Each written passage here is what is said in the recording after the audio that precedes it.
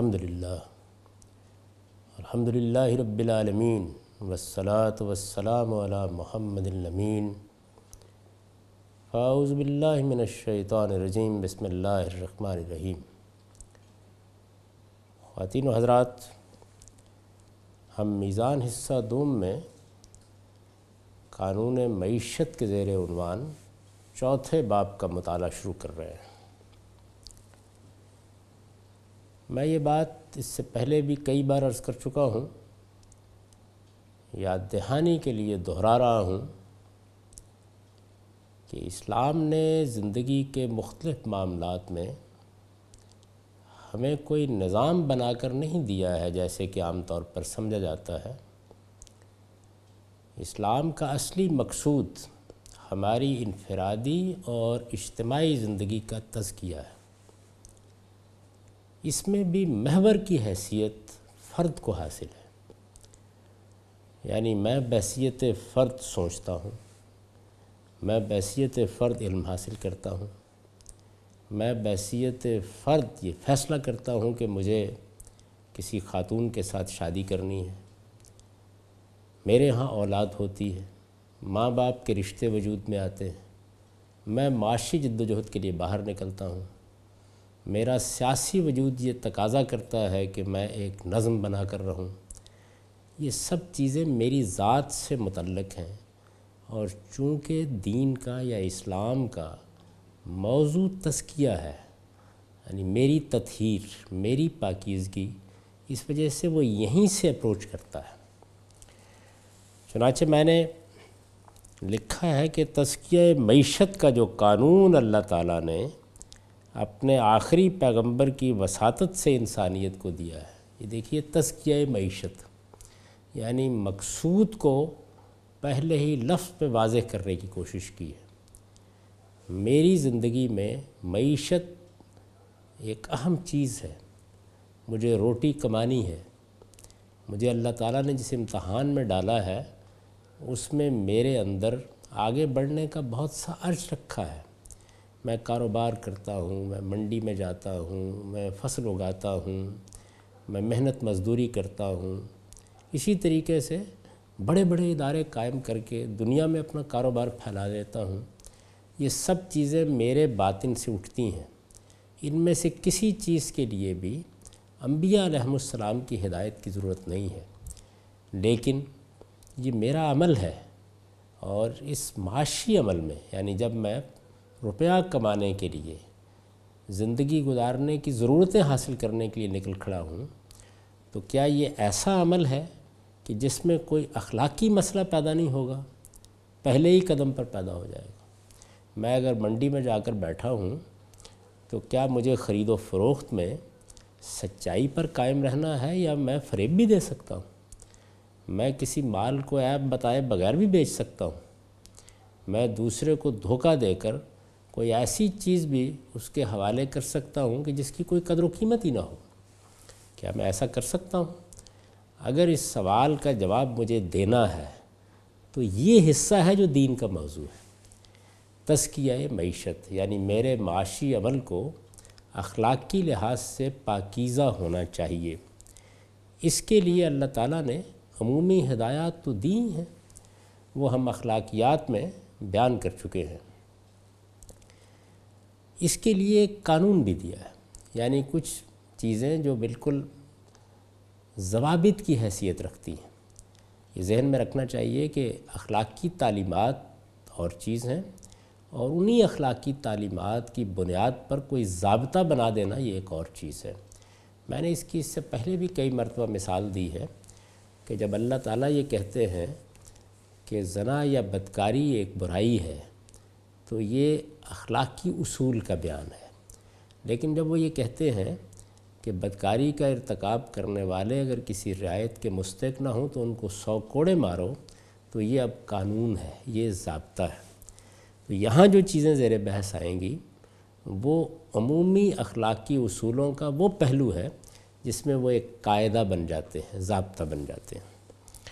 تزکیہ معیشت کا جو قانون اللہ تعالیٰ نے اپنے آخری پیغمبر کی وساطت سے انسانیت کو دیا ہے، اس کی بنا اس اصول پر قائم ہے کہ اللہ تعالیٰ نے یہ دنیا آزمائش کے لیے بنائی ہے۔ یعنی یہ پہلا سوال پیدا ہو جائے گا، جیسے ہی معیشت کی بحث شروع ہوگی تو یہ سوال پیدا ہو جائے گا کہ اس میں انسانوں کے مابین جو تفاوت بظاہر نظر آتا ہے یہ کیوں ہے؟ ایک شخص یہ کہہ سکتا ہے کہ یہ تفاوت تمام تر مصنوعی ہے، ہم جب چاہیں لوگوں کو برابری سطح پر کھڑا کر سکتے ہیں۔ ایک دوسرا آدمی اس سے مختلف کوئی فلسفہ بیان کر سکتا ہے۔ تو قرآن مجید نے زندگی کے بارے میں اپنے فلسفے کی بنیاد جس چیز پر رکھی ہے وہ امتحان اور آزمائش کا قانون ہے۔ یہ بڑی بنیادی چیز ہے، یعنی زندگی کی نوعیت اگر سمجھ میں نہیں آئی تو اس پر استوار ہونے والے احکام بھی سمجھ میں نہیں آئیں گے۔ یہ دنیا امتحان کے لیے بنائی گئی ہے، اس وجہ سے اس کا نظام اس نے اس طرح قائم کیا ہے کہ یہاں سب لوگ ایک دوسرے کے محتاج اور محتاج الیہ کی حیثیت سے پیدا ہوئے ہیں۔ یعنی اس کی نوعیت اس طرح کی ہے کہ میں اپنی ذات میں بالکل انڈیپینڈنٹ نہیں ہوں، یعنی کچھ چیزوں میں دوسروں کا محتاج ہوں اور کچھ چیزوں میں دوسرے میرے محتاج ہیں۔ یعنی انسان ہر انسان محتاج بھی ہے اور محتاج الیہ بھی ہے۔ بڑے سے بڑے آدمی کو، بادشاہ سلامت ہیں، ان کو بھی اپنے کپڑے سلوانے کے لیے اور جوتا حاصل کرنے کے لیے کسی دوسرے ماہر کی طرف رجوع کرنا پڑتا ہے۔ ان کے معاملات بھی لوگوں کے تعاون سے چلتے ہیں۔ جنگ و جدال کا معاملہ ہو، تدبیر و سیاست کا معاملہ ہو، ہر جگہ ہم دوسروں کی مدد کے محتاج ہوتے پڑیں گے۔ ایک دوسرے کے ساتھ جب آپ معاملہ کرتے ہیں تو وہیں سے اصل میں اخلاقی اصول پیدا ہوتے ہیں۔ اخلاقیات کیا ہے؟ وہ میری اپنی ذات تک تو میرے اور خدا کے مابین تعلق کا نام ہے، لیکن اس کا انسانوں کی طرف جب بھی ظہور ہوگا تو وہ اس وقت تک نہیں ہو سکتا جب تک کہ نوعیت معاملہ وہ نہ ہو جو یہاں میں نے بیان کر دی ہے کہ ہم سب محتاج ہیں اور محتاج الیہ بھی۔ اس دنیا میں اعلیٰ سے اعلیٰ شخصیتیں بھی اپنی ضرورتوں کے لیے دوسروں کی طرف رجوع کی محتاج ہیں۔ یعنی اگر آپ غور کریں تو کوئی ایک انسان بھی ایسا نہیں ہے کہ جو اپنے تمام معاملات کو اپنی ہی ذات تک محدود کر کے انجام دینے کی صلاحیت رکھتا ہو۔ دوسروں کی طرف رجوع کے محتاج ہیں، اور ادنا سے ادنا انسانوں کی طرف بھی ان ضرورتوں کے لیے رجوع کیا جاتا ہے۔ یعنی اعلیٰ سے اعلیٰ آدمی بھی بعض اپنی ضرورتوں کے لیے اپنے سے بہت کمتر لوگوں کا محتاج ہو کر رہ جاتا ہے، اور اسی ادنا سے ادنا انسان کو بھی بسا اوقات اوپر دیکھنا پڑتا ہے۔ یہاں ہر شخص کا ایک کردار ہے، یعنی اس سے جو دنیا وجود میں آئی ہے اس دنیا کی نوعیت کیا ہے؟ ایسا نہیں ہے کہ آپ کسی ایک شخص کے بارے میں بھی یہ کہہ سکیں کہ یہ تو بالکل نہیں حشو و زوائد کی نوعیت رکھتا ہے، اس کی کوئی حیثیت نہیں ہے۔ جیسے ہم کہتے ہیں نا کہ یہ ایک فاضل چیز ہے، ایسا نہیں ہے۔ ہر شخص کا ایک کردار ہے اور کوئی بھی دوسروں سے بے نیاز ہو کر زندہ نہیں رہ سکتا۔ عالم کے پروردگار نے یہاں ہر شخص کی ذہانت، صلاحیت، ذوق و رجحان اور ذرائع و وسائل میں بڑا تفاوت رکھا ہے۔ یعنی اس کے تمام پہلوؤں کو سمجھتے چلے جائیے۔ دنیا آزمائش کے لیے بنائی گئی ہے۔ انسان اس طرح پیدا کیے گئے ہیں کہ محتاج بھی ہیں اور محتاج الیہ بھی ہیں۔ اس سے ہر شخص کو ایک کردار مل گیا ہے جو وہ دنیا میں ادا کرتا ہے۔ اور پھر افراد کیسے ہیں؟ یعنی وہ تبھی ایک دوسرے کے لیے یہ چیز پیدا کر سکتے ہیں جس کو میں نے محتاج اور محتاج الیہ سے تعبیر کیا ہے، جب ان میں تفاوت ہو۔ کن اعتبارات سے؟ ذہانت میں بھی، صلاحیت میں بھی، ذوق و رجحان میں بھی، ذرائع و وسائل میں بھی۔ یہ دنیا ہے، یعنی جس دنیا میں اللہ تعالیٰ نے ہم کو پیدا کیا ہے اس میں سارے رومی و فردوسی نہیں ہیں، سب شیکسپیئر نہیں ہیں، سب آئنسٹائن اور ارسطو افلاطون نہیں ہیں۔ اس میں ذوق، رجحان، صلاحیت غرض گوناگون پہلوؤں سے لوگوں کے مابین بڑا تفاوت ہے۔ چنانچہ اس تفاوت کے نتیجے میں جو معاشرہ وجود میں آتا ہے، اس میں اگر ایک طرف وہ عالم اور حکیم پیدا ہوتے ہیں جن کی دانش سے دنیا روشنی حاصل کرتی ہے، وہ مصنف پیدا ہوتے ہیں جن کا قلم لفظ و معنی کے رشتوں کو حیات ابدی عطا کرتا ہے، وہ محقق پیدا ہوتے ہیں جن کے نوادر تحقیق پر زمانہ داد دیتا ہے، وہ لیڈر پیدا ہوتے ہیں جن کی تدبیر و سیاست سے حیات اجتماعی کے عقدے کھلتے ہیں، وہ مصلح پیدا ہوتے ہیں جن کی سعی و جہد سے انسانیت خود اپنا شعور حاصل کرتی ہے، اور وہ حکمران پیدا ہوتے ہیں جن کا عزم و استقلال تاریخ کا رخ بدل دیتا ہے۔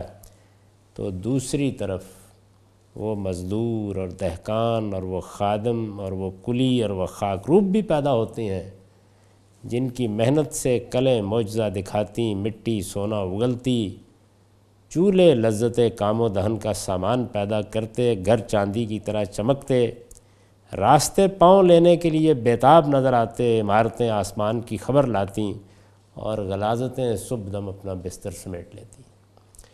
یہ تفاوت اور فرق ہے جس کا لحاظ کر کے اللہ تعالیٰ نے یہ دنیا بنائی ہے۔ اور اگر غور کیجئے تو یہاں میں نے جو تصویر آپ کے سامنے رکھی ہے، یہ تصویر ہی ہے کہ جس نے اس دنیا میں بڑا حسن پیدا کر دیا ہے۔ اندازہ کیجئے کہ اگر جدھر نگاہ اٹھائی جاتی شعراء ہی نظر آتے، جدھر دیکھتے انجینئری ہوتے، جہاں نگاہ پڑتی سائنسدانی معمل میں بیٹھے ہوئے ہوتے۔ تو دنیا کا چلنا تو ایک طرف رہا، شاید وہ رنگ رنگی، وہ تنوع، وہ بو کلمونی جو اب اس کے اندر اتنی کشش پیدا کر دیتی ہے، وہ بالکل ختم ہو کے رہ جاتی ہے۔ اللہ تعالیٰ نے اس کو بیان فرمایا ہے، یعنی یہ جو حقائق میں نے آپ کے سامنے رکھے ہیں، یہ تصویر دنیا کی سامنے آتی ہے، اس کو بیان کیا ہے قرآن مجید میں۔ اللہ تعالیٰ کا ارشاد ہے، نَحْنُ قَسَمْنَا بَيْنَهُمْ مَعِيشَتَهُمْ فِي الْحَيَاةِ الدُّنْيَا وَرَفَعْنَا بَعْضَهُمْ فَوْقَ بَعْضٍ دَرَجَاتٍ لِيَتَّخِذَ بَعْضُهُمْ بَعْضًا سُخْرِيًّا وَرَحْمَةُ رَبِّكَ خَيْرٌ مِّمَّا يَجْمَعُونَ۔ یہ سورہ زخرف کی آیات ہیں۔ فرمایا اس حیات دنیوی میں ان کا سامان معیشت تو ہم نے تقسیم کیا ہے، یعنی اللہ تعالیٰ کہتے ہیں کہ یہ جو تم کو تقسیم اور تفاوت اور فرق نظر آتا ہے، یہ میرا رکھا ہوا ہے، اور اس طرح تقسیم کیا ہے کہ ایک کا مرتبہ دوسرے سے بلند رکھا ہے۔ یعنی یوں نہیں فرمایا کہ سب کے سب ادنا ہے یا سب کے سب اعلیٰ ہے، نہیں، ہر آدمی دوسرے کے لحاظ سے اگر غور کیجئے تو ایک نوعیت کی برتری رکھتا ہے، ایک نوعیت کا تفوق رکھتا ہے۔ ایک بڑے سے بڑا شاعر، ایک بڑے سے بڑا ادیب، ایک بڑے سے بڑا سائنسدان ہو سکتا ہے کسی معمولی چیز کے لیے ایک مزدور کے سامنے ہاتھ پھیلائے کھڑا ہو۔ یعنی درجات اس نوعیت سے ہیں کہ چونکہ ہم محتاج اور محتاج علیہ ہیں، تو بڑے اور چھوٹے سب مل کے اس دنیا میں حسن پیدا کر رہے ہیں۔ فرمایا یہ کیوں کیا ہم نے؟ یہ دیکھیے اسی بات کو جس کی طرف میں نے توجہ دلائی ایک لفظ میں سمیٹ دیا ہے۔ فرمایا لِيَتَّخِذَ بَعْضُهُمْ بَعْضًا سُخْرِيًّا، تاکہ وہ ایک دوسرے سے کام لے سکیں۔ یعنی اگر یہ تفاوت نہ ہوتا، سارے بادشاہ ہوتے، سارے علماء ہوتے، تو یہ دنیا نہیں چل سکتی تھی، تاکہ وہ ایک دوسرے سے کام لے سکیں۔ وَرَحْمَةُ رَبِّكَ خَيْرٌ مِّمَّا يَجْمَعُونَ، اور تیرے پروردگار کی رحمت اس سے بہتر ہے جو یہ سمیٹ رہے ہیں۔ یعنی یہ بتا دیا ہے کہ یہ دنیا امتحان کے لیے بنی ہے، اس میں یہ تفاوت میرا رکھا ہوا ہے۔ اس کی حکمت یہ ہے کہ اس کے بغیر دنیا چل ہی نہیں سکتی تھی۔ یہ درجات کا فرق اگر میں نہ رکھتا تو لوگ ایک دوسرے سے کام نہیں لے سکتے تھے، اور دنیا میں جو ضرورتیں ایک دوسرے سے لاحق ہوتی ہیں وہ پوری نہیں کی جا سکتی تھیں۔ لیکن بہرحال ہے یہ امتحان کے لیے، اس وجہ سے اس دنیا میں جو کچھ بھی تم سمیٹ رہے ہو اس سے کہیں بڑی چیز اللہ کے ہاں موجود ہے۔ یہ تو قرآن مجید کا اعجاز ہے کہ وہ کسی بھی معاملے پر گفتگو کرتے ہوئے اپنی اصل دعوت رکھ دیتا ہے، اور وہ دعوت کیا ہے؟ آخرت کی دعوت۔ یعنی تزکیہ ہم کیوں چاہتے ہیں، کیوں پاکیزگی چاہتے ہیں؟ اس لیے کہ اللہ تعالیٰ نے یہ فیصلہ کر رکھا ہے کہ وہ اپنی ابدی دنیا کے لیے انہی لوگوں کا انتخاب کرے گا جو اپنے آپ کو زیادہ سے زیادہ پاکیزہ بنا کر یہاں سے اس کے حضور میں پہنچیں گے۔ تو فرمایا کہ وہی اصل ہدف ہے، اس فرق کے مراتب کے ساتھ دنیا کو پیدا کر کے، یعنی یہ جو تصویر ہے، یہ تصویر کیا ہے؟ یہ فرق کے مراتب کی تصویر ہے۔ انسان ہونے کی حیثیت سے، اپنی خلقت کے لحاظ سے برابر ہیں، مرد میں، عورت میں، بڑے میں، چھوٹے میں، عالم میں، ادیب میں، شاعر میں، حکیم میں کوئی فرق نہیں ہے۔ خلقت کے لحاظ سے سب انسان ہیں، سب کو انسانیت کا شرف حاصل ہے، لیکن ذہانت، ذوق، رجحان، صلاحیت، اس کے لحاظ سے سب برابر نہیں ہیں، ان میں بڑا فرق ہے۔ اس فرق کے مراتب کے ساتھ دنیا کو پیدا کر کے عالم کا پروردگار یہ دیکھ رہا ہے کہ یہ اعلیٰ و ادنیٰ، اب دیکھیے جو ابتدا میں نے بات عرض کی تھی کہ سارے قانون کی بنا کس چیز پر ہے؟ اس اصول پر ہے کہ دنیا آزمائش کے لیے بنی ہے۔ اب یہ اس کی وضاحت ہے۔ عالم کا پروردگار یہ دیکھ رہا ہے کہ یہ اعلیٰ و ادنیٰ باہمی احترام اور باہم دیگر تعاون سے صالح معاشرت اور صالح تمدن وجود میں لاتے ہیں، یا ایک دوسرے کے خلاف اپنی شرارتوں اور حماقتوں سے اس عالم کو سراسر فساد بنا دینے کی سعی میں مصروف ہو جاتے ہیں۔ یعنی اگر سب لوگ اپنا اصلی ہدف تزکیے کو سمجھ لیں، پاکیزگی کو، طہارت کو، پاکیزگی اور طہارت جو سب سے بڑھ کر اخلاق میں مقصود ہے، اس کو اپنا نصب العین بنا لیں، تو اس کے نتیجے میں جو معاشرت وجود میں آئے گی، جو تمدن وجود میں آئے گا، وہ ایک صالح تمدن ہوگا۔ یہ نتیجہ ہے۔ اصلی مقصود کیا ہے؟ میرا تزکیہ، آپ کا تزکیہ، اس کا نتیجہ یہ نکلے گا۔ اور اگر ایسا نہیں ہوتا تو پھر یہ دنیا سراسر فساد بن جائے گی، اور اس طرح دنیا میں بھی رسوا ہوتے اور آخرت میں بھی اس کے عذاب کے مستحق ٹھہرتے ہیں۔ یعنی دنیا میں بھی اس سے اچھا نتیجہ نہیں نکلتا۔ جب لوگ اخلاقی طور پر آلودہ کر لیتے ہیں اپنے آپ کو، تو وہی آلودگی پوری دنیا میں پھیل جاتی ہے۔ جب ان کے باطن میں فساد پیدا ہو جاتا ہے تو وہی دنیا کا فساد بن جاتا ہے۔ جب ان کے اندر سے فتنے اٹھتے ہیں تو دنیا بھی فتنوں کی آماجگاہ بن جاتی ہے۔ لیکن اگر وہ پاکیزہ ہوں تو پھر دنیا میں طہارت اور پاکیزگی اور حسن پیدا ہوتا ہے، اور اس طرح دنیا میں بھی رسوا ہوتے اور آخرت میں بھی اس کے عذاب کے مستحق ٹھہرتے ہیں۔ ارشاد فرمایا ہے وَنَبْلُوكُمْ بِالشَّرِّ وَالْخَيْرِ فِتْنَةً وَإِلَيْنَا تُرْجَعُونَ، اور ہم تمہیں دکھ سکھ سے آزما رہے ہیں پرکھنے کے لیے، اور تم ہماری ہی طرف لوٹائے جاؤ گے۔ یعنی یہ مقصود ہے۔ قرآن مجید کی پوری دعوت میں یہ دو چیزیں ہمیشہ سامنے رہنی چاہیے۔ ایک یہ کہ نصب العین کیا ہے؟ نصب العین یہ ہے کہ خدا کی ابدی بادشاہی ہماری منتظر ہے، اور اس نصب العین کو حاصل کرنے کی راہ کیا ہے؟ ہمیں اپنے آپ کو ہر لحاظ سے پاکیزہ بنانا ہے، تاکہ ہم خدا کی اس ابدی بادشاہی کے لیے منتخب کیے جا سکیں۔ اور پاکیزگی کس چیز سے حاصل ہوتی ہے؟ عبودیت سے، خدا کے بندے بن کر رہیے۔ انسان کی یہی آزمائش ہے جس میں پورا اترنے کے لیے اللہ تعالیٰ نے اپنے پیغمبروں کے ذریعے سے اس کی رہنمائی فرمائی، اور معاشی عمل میں اس کے تزکیہ و تطہیر کے لیے اسے اپنا ایک قانون دیا ہے۔ یعنی جس طریقے سے اس آزمائش میں پورا اترنے کے لیے اللہ تعالیٰ نے اپنے پیغمبروں کے ذریعے سے ہماری زندگی کے باقی شعبوں سے متعلق رہنمائی کی ہے، رہنمائی کس حد تک کی ہے؟ اتنی ہی جتنی اصل مقصد کے لیے ضروری ہے۔ یعنی کوئی نظام بنا کر دینا اور ہمارے مسائل حل کرنا پیش نظر نہیں ہے، بلکہ وہ چیزیں جو ہمارے لیے آلودگی کا باعث بن سکتی ہیں ان کو متعین کر دیا جائے، اور ہم پاکیزگی کیسے حاصل کر سکتے ہیں اس کے طریقے ہمیں بتا دیے جائیں۔ تو جس طرح یہ چیز دوسرے زندگی کے شعبوں میں ہے، اسی طرح معیشت میں بھی ہے۔ اس کے لیے جو اللہ تعالیٰ نے اپنا قانون دیا ہے، اس قانون کا میں نے پہلے یہاں خلاصہ کر دیا ہے۔ چنانچہ لکھا ہے اس قانون کا خلاصہ درج ذیل ہے۔ نمبر 1،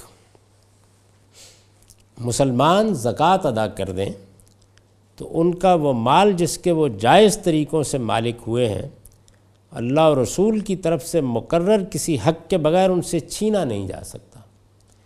یہ ابتدا یہاں سے کی ہے کہ جان، مال اور آبرو تینوں کو حرمت حاصل ہے۔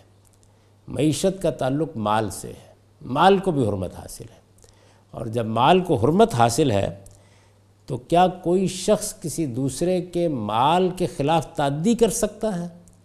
دیکھیے، زیادتی، تعدی، ظلم جب اس کا ارتکاب ہوگا تو یا جان کے خلاف کوئی اقدام ہوگا یا مال کے خلاف یا آبرو کے خلاف۔ اگر مال کو حرمت حاصل ہے تو پھر یہ ضرورت محسوس ہوگی نا کہ یہ بتایا جائے کہ کیا یہ حرمت ایسی قطعی ہے کہ کسی سے کچھ نہیں مانگا جا سکتا؟ اللہ تعالیٰ فرماتے ہیں کہ نہیں، میں نے معاشرے کا ایک حق خود قائم کر دیا ہے۔ یعنی سب سے بڑا جو سوال پیدا ہوتا ہے وہ یہی ہوتا ہے کہ مال کی حرمت تو ایک فطری چیز ہے، یہ ایک بدیہی حقیقت ہے۔ انسان جو اضطراری علم لے کر آیا ہے یہ اس کا ایک حصہ ہے، اس وجہ سے اس پہ تو بحث نہیں ہو سکتی۔ لیکن اگر کوئی نظم بنایا جائے تو اس میں یہ ضرورت ہوتی ہے کہ اجتماعی ضرورتوں کے لیے کچھ مال حاصل کیا جائے۔ یہ مال کاروبار کر کے تو حاصل نہیں ہو سکتا، لوگوں ہی نے اس کے لیے کنٹریبیوٹ کرنا ہوتا ہے، کیونکہ نظم اجتماعی ان کی ضرورت سے پیدا ہوا ہے۔ تو اب یہ سوال پیدا ہوتا ہے کہ کیا لوگوں کے کنٹریبیوشن ہی پر نظم رہے گا؟ تجربے سے یہ معلوم ہوا ہے انسان کو کہ ایسا ممکن نہیں ہے۔ یعنی انسان اتنا ذمہ دار نہیں ہے کہ اسی بنیاد پر ایک باقاعدہ نظم کو چلایا جا سکے، تو اس کا ایک حصہ مقرر کیا جانا ضروری ہے۔ اسی کو آپ ٹیکس کے جواز کے لیے پیش کرتے ہیں، یہی استدلال ہے۔ یہ کس مقدار میں ہوگا، اسے کون طے کرے گا، یہ وہ سوال ہے جس کا پاس عقل کے پاس کوئی جواب نہیں۔ یعنی اس میں جو جوابات دیے جاتے ہیں وہ الٹپ ہیں۔ اللہ تعالیٰ نے اپنے پیغمبروں کے ذریعے سے یہ حصہ خود مقرر کر دیا ہے، اور یہ بتا دیا ہے کہ یہ حصہ لے لینے کے بعد اس کو زکوٰۃ کہا جاتا ہے۔ مسلمان زکوٰۃ ادا کر دیں تو ان کا وہ مال جس کے وہ جائز طریقوں سے مالک ہوئے ہیں اللہ اور رسول کی طرف سے مقرر کسی حق کے بغیر ان سے چھینا نہیں جا سکتا۔ یعنی یہ زکوٰۃ تو اگر مسلمان نہیں دیں گے تو ان سے بالجبر لے لی جائے گی، اس لیے کہ اس کا حق اللہ تعالیٰ نے مسلمانوں کے نظم اجتماعی کو دے دیا ہے۔ اسی اصول پر رسالت مآب صلی اللہ علیہ وسلم نے اس معاملے میں قانون کا نفاذ کیا، اور اسی اصول پر قرآن مجید نے جب یہ اعلان کر دیا کہ اگر مسلمان کی حیثیت سے ہماری ریاست میں حقوق چاہتے ہو تو نماز کا اہتمام بھی کرنا ہوگا، زکوٰۃ بھی ادا کرنی ہوگی، سیدنا ابو بکر صدیق رضی اللہ عنہ نے اسی آیت کی روشنی میں اقدام کیا۔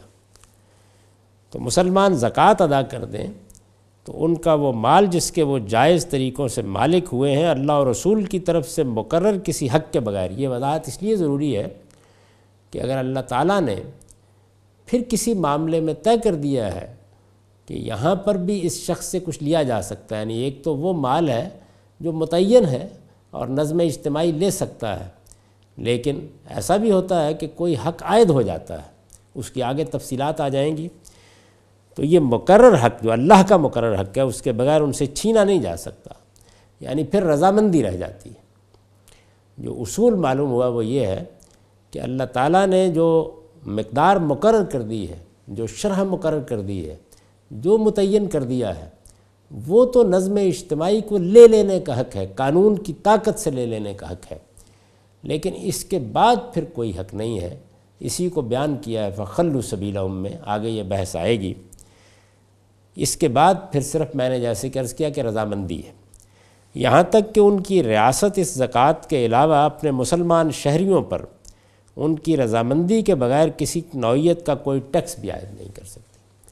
یہ انسانی تمدن کا سب سے بڑا مسئلہ ہے، یعنی کیا ٹیکس کا حق ہے تو اس کی مقدار کون طے کرے گا، کیا اس کے لیے رضامندی ضروری ہے تو کیسے حاصل کی جائے گی؟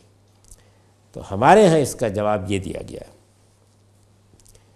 دوسری چیز، وہ تمام اموال و املاک جو کسی فرد کی ملکیت نہیں ہے یا نہیں ہو سکتے۔ یعنی جب بھی کوئی نظم اجتماعی قائم ہوتا ہے تو ایسی بہت سی چیزیں ہوتی ہیں جو فرد کی ملکیت نہیں ہے۔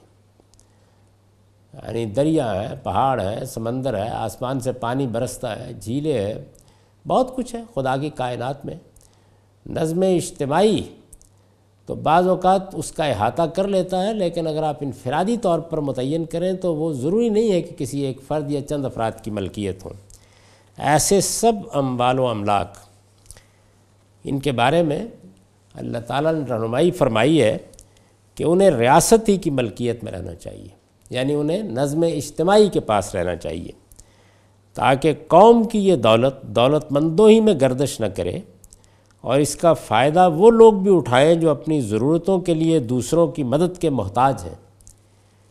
اسی طرح نظم اجتماعی سے متعلق بعض دوسری ذمہ داریاں بھی ان اموال سے پوری کی جا سکیں۔